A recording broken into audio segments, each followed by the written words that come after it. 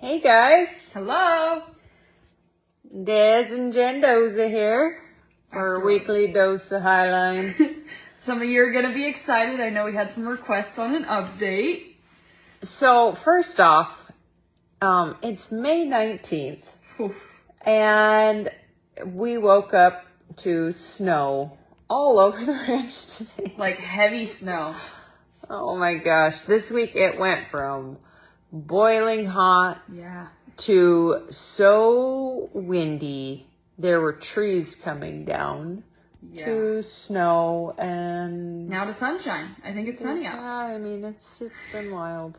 It's been wild. We've been May riding weather. through it. Yeah. So we told you guys we kind of left you at a cliffhanger last time on our 3 wild steers that were on the other side of the fence in the state section.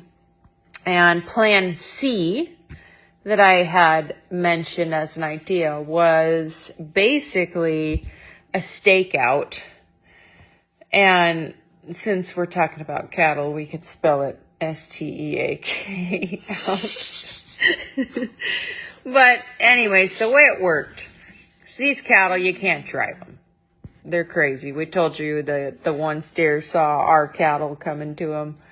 He ran off. So next option is open the gates into Shane's pasture. Brenda pops a squat next to a tree out of sight.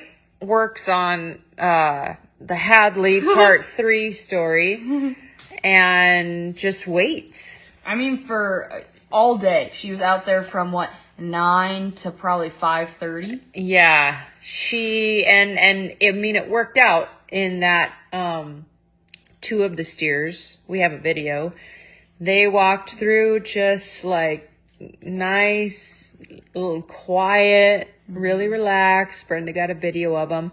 The third one, which I'm beginning to think maybe was holding these ones hostage or something, she kind of peeked over and he was about 50 feet from them. His head high in the air. He's got this crazy wild forelock and crazy eyes. I don't even know how he was part of this group. But she kind of went back after they went through. And she waited and waited and waited. And he never came through. He was like, I'm just not going to have none of it. So she tried that a couple days for him. Mm-hmm. He's still in the state section. So we're like, close the gates. Because on Wednesday, with our guests, we had to start gathering Shane's Mountain so that we could make sure we had all the cattle here, minus maybe the crazy one for Brandy. So on Wednesday morning, all the guests went out, all the wranglers went out, interns. It was really a successful day. We got 151 head in. And I mean, it was an operation. Shane and Des were on the shale faces at the top fence Yeah, we line. went to the very top. Me, Shane, Allie, and Carolyn. We were at the very, very top of the fence line, pushing cattle down from up there. We got at least like 30 head that were hanging on the top fence line. And it was productive because then we would take those 30 head down and they just multiply because they'd pick up the rest of their buddies from all the water tanks and mineral tubs we were passing. Yeah, it was super cool. I mean, and our guests, we had mostly repeats this week. Everybody was repeat except for 3 new guests. That fit they were just such great people. They fit in so well. Yeah, Dave and Steve and Elizabeth, it was like they just instantly became part of the program. And I think they're coming back, so they really liked it. And everybody was just like totally gamey. Mm-hmm. They were motivated, man. They're like, I'm riding out this afternoon if we don't find those cattle in the morning. Yeah, everybody just wanted to keep going out to try to kind of finish what we started. But we found little bits and pieces. And then on, was it Friday we had the big windstorm? Yeah. I think there was a crazy windstorm. Like, it was blowing, what do you think? Like, at least 60 miles an hour. There must, I mean, I feel like there was gusts even more. There was trees down. There's crap all over the place. The fence was not hot where the cattle were in the morning. And so they started getting out. And Brenda and me and Liz and Lainey, we were on foot through this kind of piece behind Shane's house, which is just totally gnarly to get through horseback. It's dark. Yeah. There's lots of down trees. Like, it's not really, you can't get very far with a horse. So we were on foot, literally hiking back and forth. I think we got like 22 steers out from behind the fence that way. And I mean, this windstorm blew over big trees to where it just flattened this double green metal gate. I mean, just cut it in half. I know, it was wild, man. So we got 22 from that area. We got another one on the other side of the fence, in a different area. And so anyways, we did a recount at the end of the day with what we added in and then everything else. It showed we had 177. So we're like, okay, great. Next day we're going out. Or 176. Was it 177? Yeah. I don't know. Anyways, we, the next morning I see one on the other side of the fence in the same nasty spot. So I'm riding up there. I'm hiking, I'm riding. Brenda and the interns are hiking and riding. We're just like perusing this area back and forth, back and forth. Nothing. Last night, me and Shane, literally hiked this one top fence line, which is absolutely gnarly. I felt like I was doing parkour, jumping over and under these massive down trees. I did see a morel mushroom, but I left it. But anyway, so the steers were, at this point, we're 5 out. We know there's one wild one on the state section. Shane and I and Allie saw him last night driving around. So we actually opened up the gates so he can go in if he wants to. We'll see if that works. I put up game cameras so I could see if he does in fact go through. So we've got him accounted for. And then Shane he was convinced. He said, I really feel like these last steers are out on Davis Mountain, which if you guys have been to the ranch and if you're at the lodge looking towards Shane's house, the mountain directly in front of his house and kind of to the left, that's his mountain. To the right, you'll see the mountain go up quite a bit higher and there's some open faces, and those mountains lead to Doe Creek, to Elk Creek, to literally tens of thousands of miles of wilderness, no fences. So he said, I think they're on Davis Mountain. And he kept saying that, and we were going to drive it last night, and he said, let's do it in the morning. Well, anyways, after Shane and I put some cameras out on state section, which, by the way, is full of, we've seen 2 sows with 2 sets of cubs each in there, and the elk are in there. It's beautiful. And cottontails, all kinds of bunnies, but there's bears all over. Yeah. Right now. There is bears everywhere, which is cool. But anyway, Shane and Allie went up towards Pier to use her binoculars to look over. Before she even got her binoculars out, mind you, this is about 4 miles away. Yeah, other side of the valley. Yeah, she looks across and with her naked eye says, there's cattle up there. And Shane's like, no way. So they get their binoculars, and sure enough, on Davis Mountain, are our last 4 missing steers. So Shane gets on the radio. He's like, you guys, we're just trying to set up for branding tomorrow. We're like doing a mad dash to get every last thing done. And we were going to hike fence this morning because of the extreme weather and snow. They were like, oh, no worries. So. Yeah. So we're there. So everybody's like, Shane's like, grab horses, grab some horses.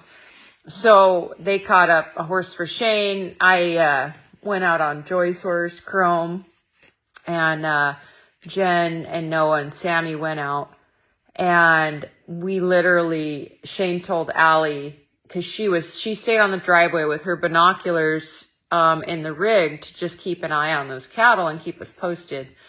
And Shane told her when he left, he said, set your timer. I'm going to be on Davis Mountain in 30 minutes. And it is not a small climb. And literally, it is a long freaking ways, you guys. But we tried up there, and literally, the second that Shane radioed Allie to say, let me know if I'm in close proximity, her timer went off. So we were like perfectly on time with that. But it was really touch and go, man. We got around the steers. They at first wanted to kind of go up high, but we ended up getting them back on the trail. And it was literally like, it's a long ways back to Shane's piece. Mm-hmm. And they can go up or they can go straight up or straight down. It is a steep son of a gun. And we know these cattle don't mind going up or down steep things. So it was like, I felt like I was like holding my breath, like slow motion. Like all we got to do is just get in the fence. Mm-hmm. The fence is hot. We need to make it to the fence. But they were on kind of a logging road. Then it turned into just like a tiny little single track. Yeah. And again, easy option, accessible high up or high down. Yeah. And we're just going so quiet. Nobody says a word. Nobody's breathing hardly. Our radios are down. Everything's just like so quiet all this way back.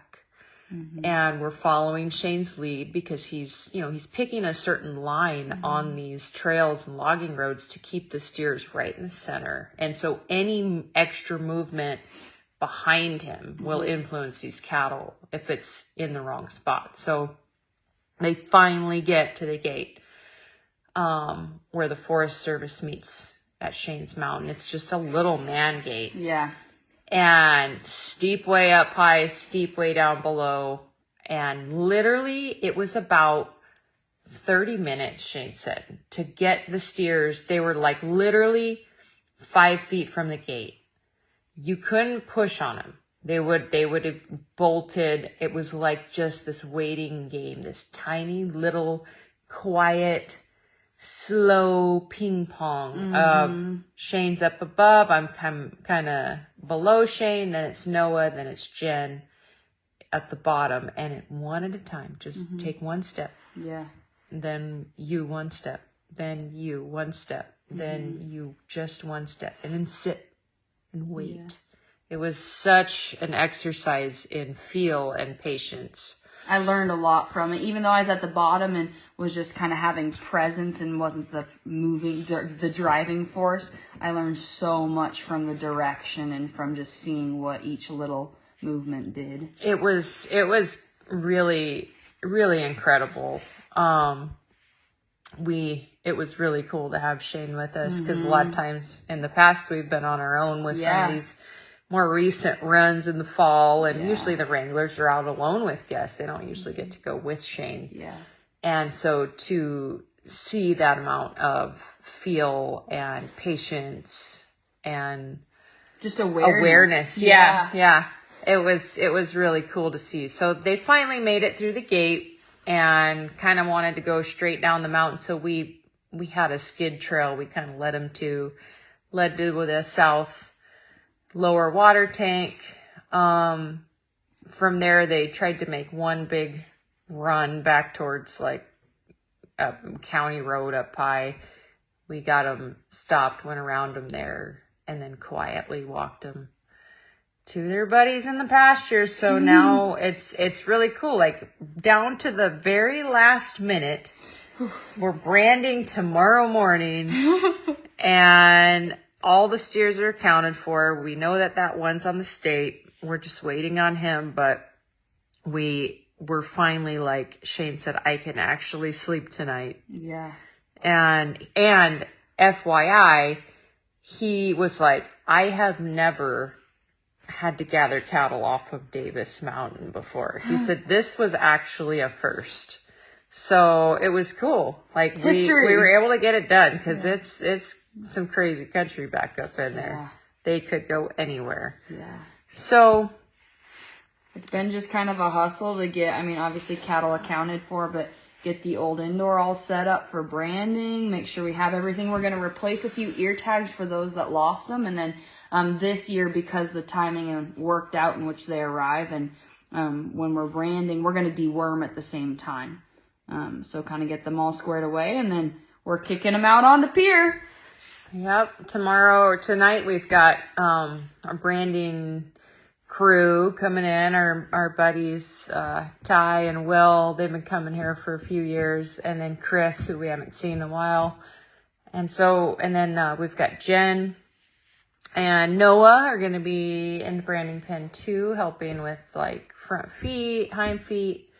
And then everybody else is going to be hustling on the ground. Brenda runs a really tight ship. Yeah, she keeps everybody safe. On her ground crew. She does really good. She's so good with it. So Shane's goal is for us to get 60 done a day. They're about 700 pounds each right now at least. So it's a lot, you guys. But 60 head a day, and then on the pier, and then we have another long guest week coming up, which hopefully by then the weather will be good. It's going to be gnarly for a few days. We'll be in the old indoor roping and branding, but we've got a big group coming at the end of May, so we'll be ready with branded cattle, and they will have a lot of work to do on pier. Oof.